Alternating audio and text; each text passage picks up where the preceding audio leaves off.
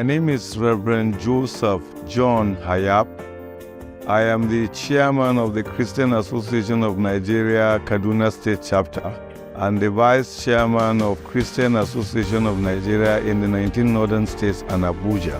I am a Baptist pastor and also a development practitioner. It is the responsibility of all of us to protect religious sites and monuments because religious site is very important to every faith adherent. People of different faiths respect and cherish their religious site because religious sites are places where people pray, where people get connect with God, where people remember the goodness and favor of God, and so on. If one faith respects religious site and others do not, then we've not done enough. If you respect your religious site, you will not desecrate it, neither will you desecrate the site of another person's religious site. The most important lesson we need to learn about safeguarding religious site is from our prophets or from Jesus Christ as Christians. The Bible clearly says that when God is in his holy temple, people must learn to be silent. That means God expects us to be orderly, respectful. The Bible is simply telling us that holy sites are supposed to be protected, holy sites are supposed to be kept safe, holy sites are supposed to be kept holy.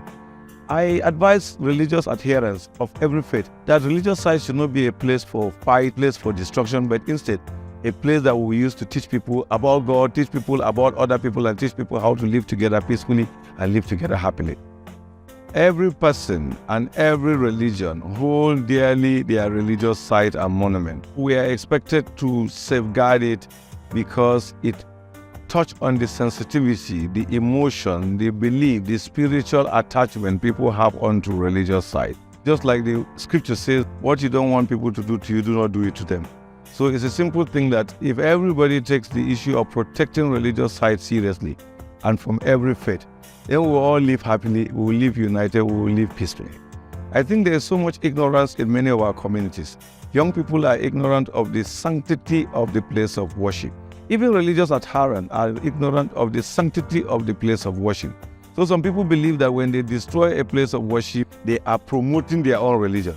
So the first recommendation I'm going to give is the need for education, campaigns, advocacy. We've not been doing enough of educating people, sensitizing people, encouraging people to know what is right about protection of religious sites. People think that what they are doing is powerful, or what they are doing is service to God, or what they are doing is to defend their faith. But when people are well informed, well educated, they will know what to do right. So that is the primary thing I believe religious leaders must do, political leaders must do, and everybody that is privileged, educate people to understand the sanctity of the place of worship. Because the world is facing increasing tension of violence and conflict, every leader must use his connection with the people to teach them, to instruct them, to guide them, to make sure that they do not do what is wrong, to make sure that they do not desecrate any person's religious place.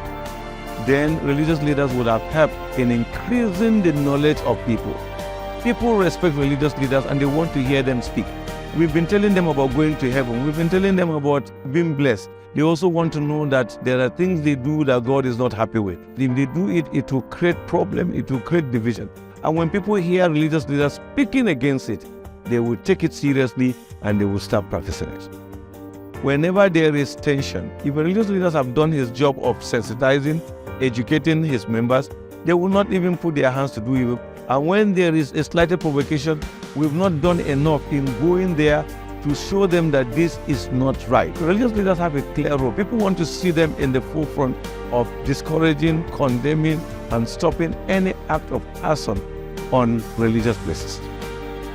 If religious people tell people that God's house is not a place for criminality, God's house is not a place for evil, God's house is not a place for us to do what is not right, people will see it and understand. Our religious leaders should act like Jesus decisively and tell their followers, don't desecrate God's house.